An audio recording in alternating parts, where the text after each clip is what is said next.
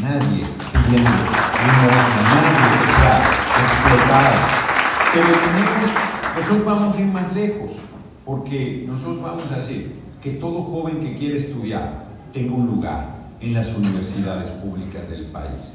Y el compañero presidente está empeñado con absoluta razón, no se lo quieren creer, piensan que está soñando o inventando, pero él está convencido que lo mejor debe ser para el pueblo, las mejores escuelas, las públicas las mejores.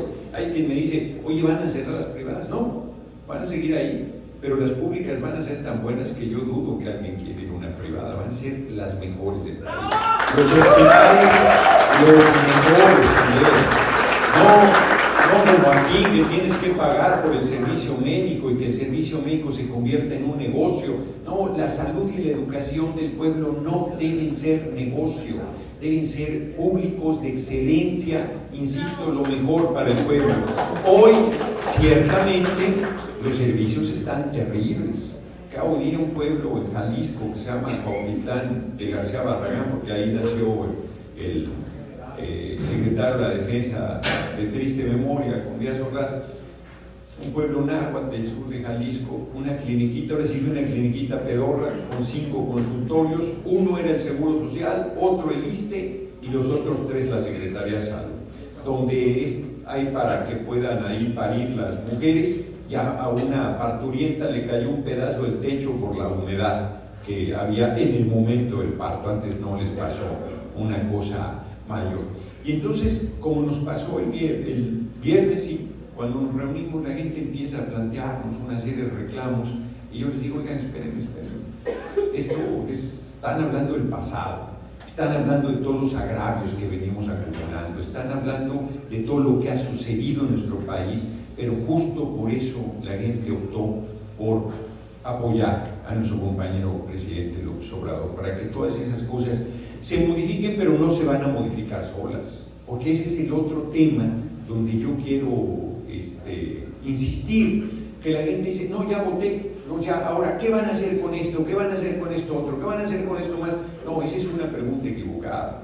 La pregunta es, ¿qué vamos a hacer para cambiar las cosas? Porque como lo dije, como lo comenté de manera muy sucinta, el 1 de diciembre el compañero presidente lo dijo casi de manera poética. Fue quizás para mí en lo personal la parte del discurso que más me gustó cuando le entregaron el bastón de mando en el Zócalo, cuando le dijo, refiriéndose al pueblo, sin ustedes soy nada o casi nada, acompáñenme, no me dejen solo, los necesito. Fíjense, el hombre está en la cúspide del poder político, es el primer día cuando le entregaron la banda presidencial y está en el momento en que cualquiera estaría en la soberbia ya diciendo, por fin, yo soy lo que soy, y él dice, no, los necesito, sin ustedes la oligarquía me haría a pedazos. Qué manera más sensible, más sencilla, más hermosa de convocar al pueblo a la lucha y de insistir que debemos mantener el trabajo conjunto para impulsar este proceso de transformación. Sí, es ciertamente, sin ninguna lambisconería, es un compañero muy grande, nuestro compañero presidente, es un compañero muy excepcional. Pero como él lo dice, la fuerza mayor está en nuestro pueblo, en su organización, en su participación, en su determinación. Él, primero, con todas las presiones que había, convocó a una consulta sobre el aeropuerto del lago de Texcoco. Él sabía que el pueblo iba a responder y la gente respondió y mayoritariamente decidió que ese negocio corrupto, abusivo, se iba para atrás. Ahora en marzo va a haber una nueva consulta. Se le va a preguntar a la gente si están de acuerdo en que se inicien procesos judiciales contra los expresidentes de la República.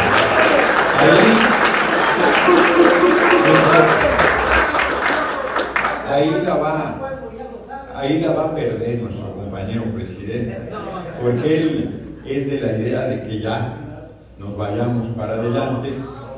Y yo sé que el pueblo por aclamación va a pedir que se juzgue a los expresidentes y regrese a lugar. La gente está muy agraviada. En las consultas anteriores, algunos votaban, algunos no. Estas van a buscar las casillas por abajo de las piedras. Van a decir, ¿dónde están? Porque queremos ajustar cuentas con estos maleantes. Pero ahí tenemos que tener en claro dos cosas. Sí, pero ahí tenemos que tener en claro dos cosas. Que hay una parte que la gente no tiene clara. Que el Poder Judicial no es nuestro. O sea, el 1 de julio se eligió el Poder Ejecutivo, el presidente, se eligió el Poder Legislativo y el pueblo nos dio mayoría amplia, no 2/3, pero mayoría amplia en ambas cámaras, pero no nos dio el Poder Judicial, porque ese no estaba en elección. Y el Poder Judicial no solo no lo tenemos, sino nos es adverso. Y ahora además están más enchilados porque les bajamos el sueldo para que no ganaran más que el presidente. Y entonces, sí, pero el problema es que cuando les presentemos los expedientes, pues pueden decir que no ven nada, pueden decir que están mal integrados, pueden decir que hicimos mal la tarea, pueden decir todas las necedades que dicen cuando quieren hacer redes de complicidad y cuando quieren mantener la impunidad. Entonces nuestro pueblo va a tener que presionar para que el Poder Judicial cumpla con el papel y la responsabilidad que debe cumplir de pues, enjuiciar y mandar a la cárcel a quien ha incurrido en ilícitos. Y hay otro problema, que es el que el compañero presidente ha insistido y que vale la pena que se haga conciencia en él. ¿Cuál es ese problema? Que no va a ser un día de cambio. Si hoy hay un enfrentamiento durísimo solo por el combate al robo de combustible, yo estoy seguro que ninguno de nosotros, yo incluido, sabíamos que era tan grave el tema del robo del combustible. Fíjense, platiqué con el director médico del ISSSTE y me decía que en una semana el robo de combustible se daría dinero suficiente para construir una clínica, un hospital. Y en 2 semanas se tendría el dinero suficiente para construir un centro médico nacional. De ese tamaño es el robo del combustible que durante años permitieron el usurpador, primero el cabeza hueca Vicente Fox, luego el usurpador de Felipe del Sagrado Corazón de Jesús Calderón Hinojosa. No se ríen, cabrones, así se llama. Claro. Y luego con Enrique Peña Nieto. Un robadero del demonio. Y en ese tema ya vieron cómo se puso de dura la situación, cómo terrible, incluida la tragedia de Hidalgo, que ha costado la vida a más de 100 personas. Entonces, la verdad es que ahí, y ese es apenas un primer pleito. Bueno, meter a la cárcel a los expresidentes, intentarlo, porque nosotros no podemos hacerlo, iniciar los procesos, va a implicar también un pleito duro, no por Felipe, el Sagrado Corazón de Jesús, es peor, no pasa nada. Pero cuando decidamos tocar a Carlos Salinas de Gortari, cabrón, ahí sí se va a poner, ahí sí porque él es, ahí sí, el jefe de la mafia. Los 16 que concentran 143,000 millones de dólares y que no pagan sus impuestos, ese es el mafioso de mafiosos más que jefe de jefes. Entonces ahí va a ser un encontronazo duro, difícil, y ahí el pueblo tiene que tomar conciencia y unidos irnos para adelante, difundir lo que se está haciendo, defender las posiciones del compañero presidente. Ahora, pero vamos, porque yo estoy seguro que en marzo el pueblo va a decir, vámonos para adelante. Ahora, yo estoy también convencido, esto es personal, yo estoy convencido que tenemos que recuperar puertos, aeropuertos, carreteras, playas, minerales, ferrocarriles, petróleo, telecomunicaciones, agua, hasta el aire en la zona del Istmo. Con el viento que es tan fuerte se genera electricidad, pues hasta ese está entregado a las empresas extranjeras. Entonces tenemos que recuperar todo, tenemos que recuperar todo y ponerlo al servicio del pueblo. Pero esas luchas implican enemigos e intereses económicos muy grandes. Por eso, el viernes, compañera Jacob y un servidor, hablamos del tema Venezuela, que pareciera no tener que ver y tiene mucho que ver con el problema. Porque miren, ambos conocemos Venezuela. ¿Qué es un dictador? Valiente dictadura. Ha hecho 25 elecciones en 20 años. 25 elecciones. Ha perdido 2. La gente se olvida que el único país del mundo que tiene revocación del mandato para presidente, el único, es Venezuela, ningún otro. Ahí tú puedes con el voto juntas firmas y con el voto quitar a un presidente. Al comandante Chávez se lo hicieron y ganó la revocación, por eso continuó. Murió el comandante Chávez en su última reelección. Ganó la reelección y murió. No alcanzó a tomar protesta. Y entonces se convocó de inmediato a elecciones nuevamente. Estamos hablando de febrero, si mal no recuerdo, febrero por ahí de 2013. En una elección muy competida, muy cerrada, fue elegido el presidente Maduro. El sistema electoral venezolano es el mejor sistema electoral del mundo, no lo digo yo, lo dice Jimmy Carter, que nadie lo van a acusar de chavista, Jimmy Carter. Bueno, la elección intermedia la perdió la revolución bolivariana, la perdió, casi 2/3 tuvo la derecha. Y en vez de juntar las firmas y revocar el mandato, se fueron a una violencia brutal contra el régimen. Hay poca gente lo recuerda, lo pueden checar en internet. Quemaron a 27 venezolanos vivos por ser o parecer chavistas. Esto es por ser morenos, 27.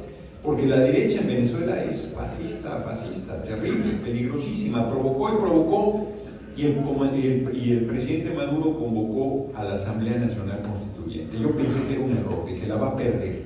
Y no, ganó porque la derecha no quiso participar, cometió el error de retirarse. Y entonces, cuando se creó la Asamblea Nacional Constituyente, dijeron que iban a disolver el Congreso, que no sé qué. Pues ese Congreso, que nunca disolvieron porque son puras patrañas lo que dicen, es el que está diciendo que Guaidó, que no lo eligió nadie lo conocía hasta antes de que se autodesignara presidente encargado, que ni siquiera existe esa figura en la Constitución venezolana, está apoyado por Estados Unidos y por Europa, que en realidad lo que quieren es el petróleo de Venezuela. Si el presidente Maduro entregara el petróleo como lo entregó Peña, lo nombrarían el estadista del año, como nombraron a Peña estadista del año aquí en Estados Unidos, se los recuerdo, búsquenlo en internet. Y a Videgaray lo nombraron el secretario de Finanzas del año. Estamos limpiando Pemex, y no ya las calificadoras de Estados Unidos dijeron que le bajaban la calificación. No me acuerdo qué pinche calificadora fue la que... Fitch. Exactamente, Fitch. ¿No? Fue la que ya declaró que o sea que si hacemos las cosas bien, nos empiezan a bajar las calificaciones, nos empiezan a presionar. Bueno, el compañero presidente todavía no tomaba protesta y ya le estaban diciendo los panistas, Obrador dictador, con la figura de Chávez y la cara de compañero presidente. Por eso nosotros somos tan insistentes en el tema, porque a algunos les choca, porque la propaganda es brutal en contra de Venezuela. Y entonces dicen, pero ¿por qué defienden a Venezuela si es un pinche dictador, si es terrible? Si... Pues porque es falso.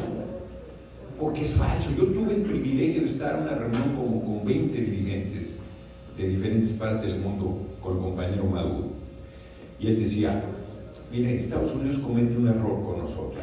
Que afuera me llamen dictador, yo lo entiendo, pero que dentro de Venezuela me traten como dictador, se equivocan, porque ustedes saben que aquí es una democracia y aquí el pueblo nos apoya y nosotros sí vamos a responder a cualquier intención de intervención militar. A mí me preocupa mucho lo de Venezuela porque sería mucho sufrimiento para el pueblo venezolano que le invadiera militarmente Estados Unidos. Y cuando Estados Unidos invade militarmente no es para salvar a los países. Insisto, ¿qué se le perdió en Irak? ¿Qué se le perdió en Afganistán, en Libia, en Siria, antes en Vietnam, en Camboya, en Laos, en Corea? Y puedo hacer una larga lista, aquí la traí en el teléfono en el siglo XIX, a nosotros nos invadió, bueno, nos robó el 60% del territorio. La última vez que invadió México fue en 1916, persiguiendo nada menos que a ese gigante llamado Francisco Villa, al gran general Francisco Villa. Entonces, es correcta la posición de nuestro gobierno popular, que no está diciendo lo que yo estoy diciendo. Yo apoyo a la revolución bolivariana. yo en lo personal. Pero el compañero presidente no está diciendo eso. El compañero presidente lo que está diciendo es que se respete la soberanía y la autodeterminación del pueblo venezolano. Mandaron al presidente español, es presidente de una monarquía, son esquizofrénicos en España. Lo mandaron a platicar con el compañero presidente para convencerlo de que diera marcha atrás en lo de Venezuela. Y vieron lo que le dijo el compañero presidente López Obrador. Hermosísima intervención diciéndole: no, para nosotros es hasta una experiencia histórica nuestra posición. En el siglo XIX un grupo de mexicanos fue a pedir que nos mandaran un emperador y el ejército francés nos invadió, nos impuso a un emperador extranjero, desconociendo al presidente legítimo que se llamaba Benito Juárez García. Y ese presidente, junto con el pueblo de México en rebelión, derrotó la intervención. Más de 2 años y medio gobernó Maximiliano México. Derrotó la intervención y dijo el compañero presidente, al presidente español, cuando hizo su primer discurso en la restauración de la República, el presidente Juárez dio ese famoso discurso de entre los hombres como entre las naciones, el respeto al derecho ajeno es la paz. Dijo, por eso nosotros respetamos la soberanía y la autodeterminación de los pueblos. Y por eso nosotros vamos a ser absolutamente solidarios con la hermana República Bolivariana de Venezuela, porque hoy evitar que los ataquen a ellos es evitar que mañana nos ataquen a nosotros, porque ¿qué se le perdió a Estados Unidos dentro de nuestro territorio? No se le perdió nada. El petróleo es nuestro y todo lo que hay en nuestro territorio es y debe ser para beneficio de nuestro pueblo. Primero para nuestro pueblo y ya después entonces, la verdad es que las cosas van difíciles, pero muy bien. Yo, por otro lado, no sé cómo le hace el compañero presidente. Yo recorro el país, recorro mi distrito, recorro todo. Bueno, andando hasta acá de Metiche, ¿no? Y entonces, cuando la gente me dice la inseguridad, es que es terrible porque la gente es una pesadilla. ¿Qué van a hacer? Yo les digo, oigan, cabrones, ¿cuál es la... No, además de qué vamos a hacer, yo les digo, ¿cuál es la primera actividad del compañero presidente? En el día. No. La primera actividad es la reunión con su gabinete de seguridad a las 6 de la mañana, todos los días, de lunes a viernes en Palacio Nacional. Antes de la mañanera, a las 6 de la mañana, todos los días. Nos lo platicó en Iztapalapa, había un mitin enorme, dijo, me decían tantos asesinatos, tantos robos de vehículos, tanto robo de combustible, y al otro día tanto robo de combustible, al otro día dice, hasta que me harté, dije, no puede ser que nos estén robando el combustible, tomé la decisión de intervenir como lo está haciendo. Entonces, es la preocupación fundamental del compañero presidente. Miren, hoy en la mañana, pinche despertador sonó, no sé, a las 8. Hermano, no me quería levantar. ¿Cómo le hace este cabrón? A las 6 está en Palacio Nacional. No, prácticamente está pesado, ¿no?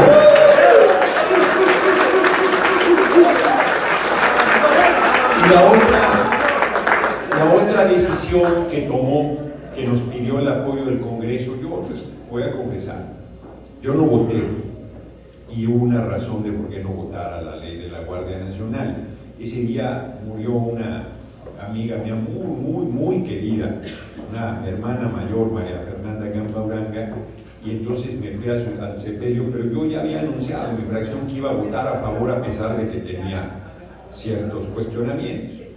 Y yo dije, no voy a hacer ningún cuestionamiento porque yo no voy a ser tonto útil de la derecha. Y no voy a coincidir con los hipócritas del PAN. Ahora resulta que los cabrones que militarizaron el país están preocupados de la militarización del país, no tienen vergüenza. Lleva 11 años el ejército en las calles en México. Y lo que el compañero presidente planteó es en 5 años los regresamos ya a los cuarteles. Permítanme una digresión. Voy a contar algo que no había contado en otra reunión. Miren, yo me opuse durante el gobierno de Peña, a la venta del campo militar número 1, 8,5 millones de metros cuadrados de bosque a la salida de la Ciudad de México. Y nos la jugamos fuerte ahí. Tuvimos amenazas de muerte, mi compañera y un servidor. Y lo paramos. Y luego llega nuestro compañero presidente y dice: voy a vender el campo militar. Madre, me aviento por la ventana, ¿no? Y entonces yo hice un video planteando: compañero presidente, no puede ser. Y él es un hombre sensible. Y entonces dice: bueno, no, solo vamos a construir donde ya se había construido. Y yo, ya ven que también tenaz como soy, dije: no puede ser, no se debe vender ni un milímetro. No les hago la historia larga. Hace 2 semanas hablé con el secretario de la Defensa, un hombre sensible, un hombre que me sorprendió bien, sensible, accesible, con mucha bonomía, y me dejó que yo le volviera a plantear el tema, ¿no? Y lo hablamos por teléfono. Y le digo: si tú crees que es necesario que vaya a tu oficina y te lo explique con más detalle, pero yo creo que como lo estoy diciendo, y me dice: no, es necesario. Hoy el presidente me comentó en la mañana que no se va a vender ni un milímetro del campo militar. Es nuestro compañero, hombre. Lo que les quiero decir es nuestro compañero. A mí había quien me decía: oye, ¿y le vas a hacer protestas? Pues ni que fuera bobo. Es mi compañero presidente. Oye, que la desobediencia civil. No, la desobediencia civil era contra los patrias, era contra los traidores al pueblo. Nosotros estamos por recuperar Pemex, por recuperar todo y ponerlo al servicio del pueblo, por acabar con la corrupción, con la mentira, con la prepotencia. No, la verdad es que muy bien van las cosas, pero las dificultades apenas empiezan. La hazaña por la que vamos es mucho mayor que haber ganado el 1 de junio. Por un lado, no acaban de conocer al compañero presidente, está a la vista. En 2006 nos hicieron fraude, se rehizo y ahí va otra vez. En 2012 nos volvieron a hacer fraude y se rehizo. Aquí hago un paréntesis. Nosotros nos roban un carro, una pluma, algo valioso. Y pasan los años, pinche carro que me robaron, no, y tan bonito que estaba, la chingada, sin hierba, uno no acaba de superar la pinche pérdida, ¿no? A él le robaron la presidencia, junto con el pueblo, 2 veces. Y se puso a llorar, se amargó, se tiró a la borrachera como cierto personaje que conocía, ¿no? 2 veces. Y luego en 2013, antes de que eso sucediera, le da un infarto en la lucha por evitar la privatización de Pemex que casi lo mata. Y miren al cabrón donde está. ¡Qué hombre más extraordinario! Él nos convoca con su ejemplo a lo que tenemos que hacer. Porque ¿qué es lo que tenemos que hacer? Y trabajo abajo, una y otra vez. Eso aplica tanto para dentro de Moreno, que en vez de encabronarnos, se cometen errores, claro que sí. Hay a veces decisiones equivocadas, cierto.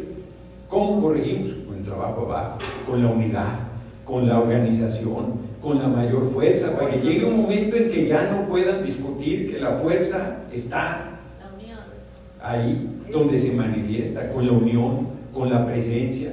Pero ello implica también, miren, Winston Churchill, que era de derecha, decía que hay 3 tipos de enemigos: los enemigos a secas, los enemigos a muerte y los compañeros de partido.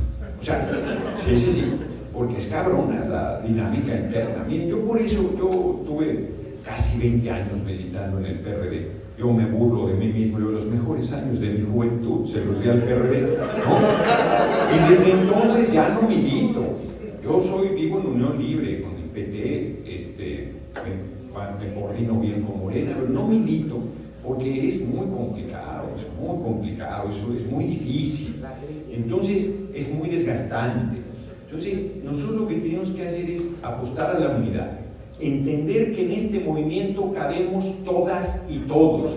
Priistas de Nacionalismo Revolucionario, sí, panistas, patriotas, sí, perredistas, petistas, movimiento ciudadano, hombres y mujeres sin partido, todo el que quiera luchar, aquí tiene un espacio.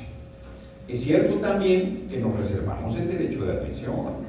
Sí, Felipe del Sagrado Corazón de Jesús Calderino, cosa no sabe, ¿no? Si viniera, saxe perro allá, México libre, no. O sea, sí, ahí es donde debe estar. Y nosotros tenemos que recordar que lo que vale de todo el mundo son los hechos, que hay que dejar que todo el mundo haga su tarea, se comprometa y empuje, porque la gente tiene derecho a rectificar. Miren, hay un compañero nuestro muy valioso, de verdad yo lo quiero y lo respeto, y a alguien se le paran los cabellos, pero ha demostrado en los hechos, desde hace Manuel Bartlett, 20 años ha estado de este lado defendiendo como pocos la industria eléctrica y la industria petrolera, ¿no? Y ahí está haciendo la tarea que tiene que hacer. Entonces, la gente tiene derecho a corregir, la gente tiene derecho a rectificar. Y pongo el otro ejemplo, una mujer que estuvo todo el tiempo a la izquierda, y véanla cómo terminó Rosario Robles. O sea, sí, para que vean que no es el origen, no necesariamente define. Entonces hay que abrirnos, hay que ser, hay que superar el sectarismo, hay que fortalecer la unidad, hay que mantener la unidad en los partidos de la coalición. Ahí andamos batallando con eso, es muy importante mantenerla y ampliarla, que más hombres y mujeres se sumen a este proceso de transformación. Entonces, yo termino para pasar a las preguntas. Convencido de la unidad, convencido del trabajo, convencido de que no importa el número en un momento dado. O sea, claro que importa, pero lo que quiero decir, lo decía yo ayer en el meeting. Miren, cuando Villa entró a Chihuahua, 6 hombres de un lado, 6 hombres del otro, y él era el número 13. Y eran 20 millones de mexicanos en ese tiempo. Y no dijeron, no, somos re poquitos, nos va a chupar la bruja, vámonos, mejor ahí muere. No, se lanzaron para adelante. Y construyó la división más poderosa de la revolución, la división del norte. Yo quiero cerrar con un ejemplo que uso mucho y que los que me han oído varias veces seguro ya lo escucharon. Pero Villa, hay un libro del Fondo de Cultura Económica, yo creo que lo va a reeditar nuestro amigo y compañero Paco Ignacio Tayo, que se llama 8 días con Villa en Canutillo, en la hacienda que le regalaron. Y dicen la hacienda que le regalaron, y esa sí deberá ser una hacienda pedorra, toda tirada, derruida, en pésimas condiciones, y él cuenta cómo la levantó y cómo hizo una de las escuelas públicas más importantes del país para todos los que vivían, los hijos y las hijas de los que vivían en la hacienda. Y son 8 días de entrevista de periodistas del Universal, cuando el Universal valía la pena, ¿no? Y ahí él cuenta la victoria, la batalla de Zacatecas. Y ahí él dice, estábamos en la batalla y había que tomar el Cerro de la Bufa. Él dice, un cerro, es el Cerro de la Bufa. Y manda un batallón a tomar el cerro. Y el batallón sale disparado y se los madrean, regresa maltrecho, la mitad muerto, queda ahí en el campo de batalla. Y entonces el general rehace el batallón y les dice, van y toman ese cerro. Y todo el mundo se le queda viendo así como, general, no la chingue, o sea, no se puede, ¿no? Es un batallón suicida. Y al ver las dudas, el general Villa les dice, van y toman ese cerro y yo voy al frente. El general Felipe Ángeles, que era su segundo de a bordo, le dice, mi general, usted no debe encabezar esa toma, usted no debe, porque era suicida, y el general Villa ya era el general, ¿no? Así como le dicen hoy al compañero López Obrador que se proteja, que la chilla los manda a la chingada, ¿no? Así, el general Felipe Ángeles le decía, no, usted no encabece. Y entonces el general Villa voltea con el batallón y le dice, van y toman ese cerro y yo voy por delante para que vean cómo muere un hombre. Y sale disparado el general y sale todo el pinche batallón detrás de él, pero que como no, y por supuesto toman el cerro. Y un periodista le dice al general Villa, qué valiente es usted, mi general. Y el otro le responde, nadie, dice, ningún hombre debe decirle a otro que es valiente. Fue cuestión de suerte. Me consta, dice, que hombres tan valientes o más que yo iban a un lado mío y cayeron muertos por las balas. Fíjense qué chingón, mi general Francisco Villa. Ese hombre que siempre se cuidó, que siempre fue protegido por su escolta y que murió en una emboscada, cobarde. Claro.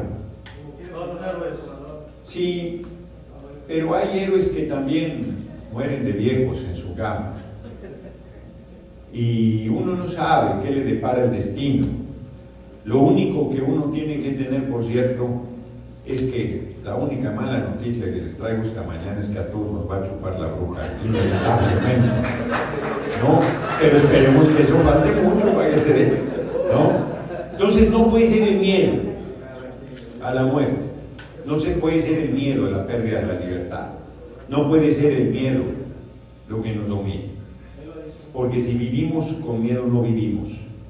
Van a seguir siendo atropellados, van a seguir siendo explotados, van a seguir siendo discriminados, les van a seguir negando hasta una pinche licencia. Porque, miren, ya iba yo a terminar, pero yo entiendo, este es un país muy difícil, muy difícil. La gente, el poder es muy cabrón, aquí como en todos lados. Aquí deberían respetarse los derechos humanos. Aquí es donde Estados Unidos primero debería vigilar que se respeten los derechos humanos, porque no se respetan, pura hipocresía. Pero miren, si ustedes tienen miedo a ser deportados, yo les digo que están como los borreguitos que van a hacer barbacoa y están temblando. Ahí viene el cabrón barbacoero y agarra al de al lado. Uf, me salvé, qué cerca estuvo. Y agarra al de atrás, puta, ahora sí que cerca estuvo, ¿no? Y agarra al de al lado y otra vez, puta, ¿no? Pero te va a tocar, inevitablemente te va a tocar. Por eso hay que luchar, por eso hay que alzar la voz, por eso hay que organizarnos. 12 millones de mexicanos en Estados Unidos tienen que unirse. Bueno, si son más peor, tienen que unirse. Tiene que ser una sola voluntad, una sola voz, una sola fuerza, una sola organización. Vamos a lograr eso también en territorio de Estados Unidos. Y el día que logremos eso, olvídense, la primer fuerza política del mundo vamos a ser las mexicanas y los mexicanos. Y esa fuerza política no la vamos a usar para atropellar a nadie, sino la vamos, por eso, cabrones, tienen que tener representación, tienen que tener una fuerza política, tienen que lograr los espacios. De tal manera, aquí hay que construirla, no hay que pedirla en ningún lugar, hay que construirla en todos lados, hay que lograrla con nuestra fuerza. Y cuando logremos eso, fíjense lo que vamos a hacer: ayudar a todas y a todos. Como lo digo en México con los programas universales, son para todas y para todos. Y si dicen que somos culebras, igual le damos el programa. Y si nos escupen un ojo, de todos modos le damos el apoyo. Nosotros queremos que todos y que todas vivan bien. Y no hay ingenuidad, no hay ingenuidad, no hay martirologio, no hay que seamos masoquistas. No. No, es congruencia. Nosotros estamos para servir a nuestro pueblo. Esa es nuestra vocación, esa es nuestra determinación y eso es lo que vamos a llevar a cabo. Ahora sí cierro. Así es que, compañeros, compañeras, es un llamado a la lucha. La vida es lucha. La vida es lucha.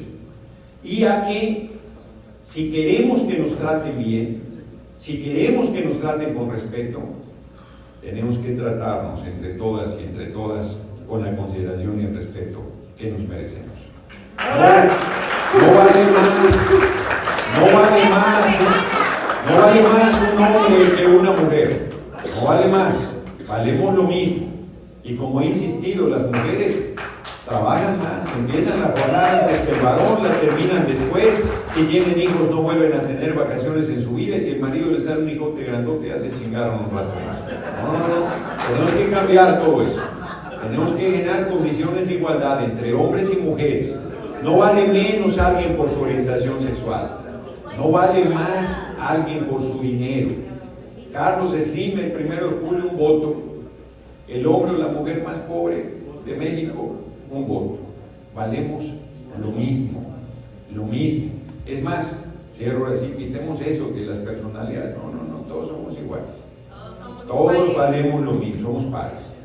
Porque, el poder diputado es un poder pedorro, chiquito, ¿no? Señor diputado, pasa usted, señor diputado, qué inteligente, qué carismático, sus pedos no ven, señor diputado. No, todos valemos lo mismo y como tal debemos relacionarnos. Y eso implica también que todos debemos actuar como mayores de edad, que todos debemos alzar la voz. Porque hay gente, digo que termino y no termino, pero miren, hay gente que quiere que le resuelvan la vida, que no quiere tomar el destino en sus manos, que no quiere asumirse como mayor de edad. Yo cierro con una anécdota que he contado mucho. En el 2012 venía de un viaje de Chile siendo diputado, terminaba y me encontré un hombre de traje en el avión, ya venía muy acalderonado, y me hace una larga lista de actos de corrupción de Javier Duarte en Veracruz. Pero para esto ya me había dicho, ¿no es usted el diputado Noroña? Sí, fíjese que me gusta lo que dice, pero no me gusta cómo lo dice. Y yo, como siempre, cargo un librito, me seguí leyendo, ¿no? Y al rato ya más acalderonado me dice todo lo que hacía Duarte. Y me comenta, ¿por qué no lo dice? Y yo, muela como soy, te digo, ¿y por qué no lo dices tú si no te gusta cómo lo digo yo? Y luego me dice, no, es que yo tengo hijos. Mira, pues yo no soy estéril, yo tengo 2 hijos. No, me dice, es que yo le doy de comer a mis hijos. Bueno, pues mis hijos también tienen el vicio pequeño burgués de comer 3 veces al día. Y entonces me dice, no, es que yo no me quiero morir. Mira qué listo eres. Digo, yo estoy seguro que tú eres creyente. Por lo menos cuando te mueras tienes el consuelo de que vas a ver el rostro de la divinidad por la eternidad. Que maldoso como soy, me imagino que debe ser como un orgasmo perpetuo. Digo, yo ni ese consuelo tengo, yo soy ateo, pienso que me voy a morir y se acabó. ¿No? ¿Por qué les cuento esta anécdota? Porque hay gente que piensa, nosotros no nos queremos morir, nosotros no queremos perder la libertad, a nosotros nos gusta. Si me dices, oye, ¿qué prefieres? ¿Andarte agarrando, jugando el físico en una protesta o irte a oír blues? No, pues no voy a oír blues. No, leer un libro, hacer el amor, ir al cine, claro que lo prefiero. Pero tenemos que luchar, tenemos que correr riesgos, porque tenemos que cambiar las cosas. Yo estoy convencido que desde México vamos a construir un nuevo camino para la humanidad. Estoy convencido que vamos a cambiar el sistema económico y que vamos a construir uno donde el ser humano sea lo más importante en armonía con la vida y con el planeta, y donde todo el mundo pueda construir su propio camino en la búsqueda de la felicidad. Y aquí los mexicanos y mexicanas en Estados Unidos van a jugar un papel fundamental. Estamos escribiendo una página gloriosa de nuestra historia, compañeros y compañeras, y la estamos escribiendo desde los lugares donde estamos. Porque como lo dijo la campaña, juntos, ahora no es juntos haremos historia, sino es juntos estamos haciendo historia. Les mando un abrazo y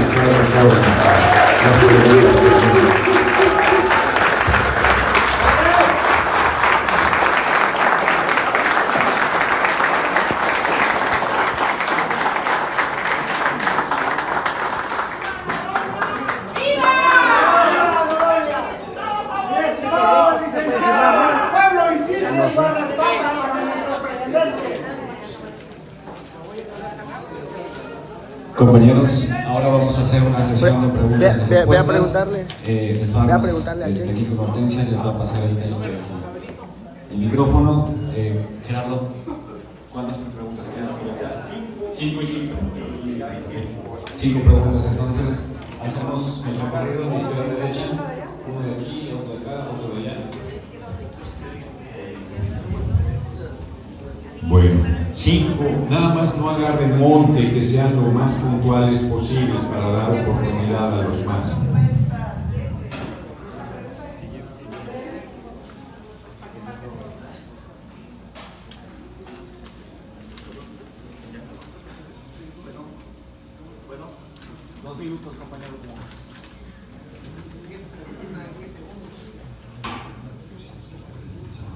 Bueno, mi nombre es Baudelio Llamas, vengo del comité de Morena Searo.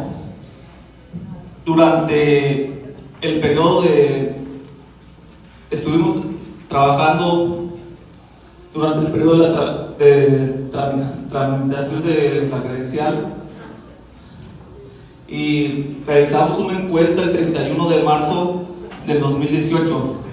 Durante todo este periodo hemos estado haciendo encuestas para evaluar el servicio del consulado. Aquí traigo la información, ya se la entregué a Icon. Es importante conocer todos los resultados están demasiado mal sobre el sistema de servicio, lo cual también me gustaría que esta encuesta se llevara a cabo hacia todos los consulados, porque solamente lo está realizando el comité de Morena Searo.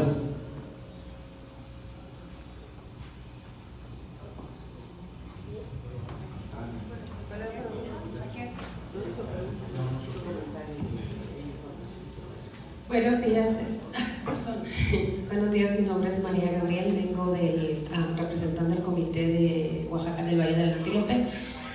Nomás quiero felicitarlo y darle las gracias por darme la oportunidad de estar aquí. Bueno, mi comité, estoy bien nerviosa, lo quería ver y ya sé, perdón.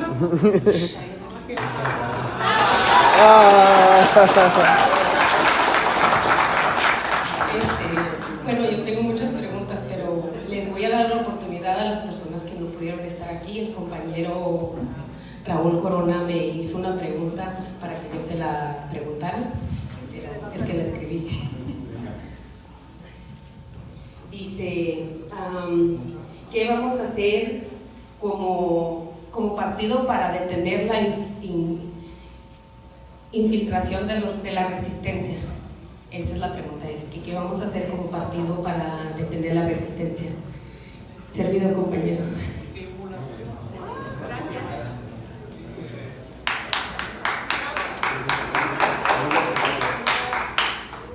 ¿Qué es lo que va a pasar con los consulados, con los cónsul que dicen que son de carrera y que no los pueden remover, como Alfredo y el cónsul alterno Fernando Vargas Briones, que da un maltrato a toda nuestra comunidad, que viajan más de 3 horas y están haciendo línea desde las 4 de la mañana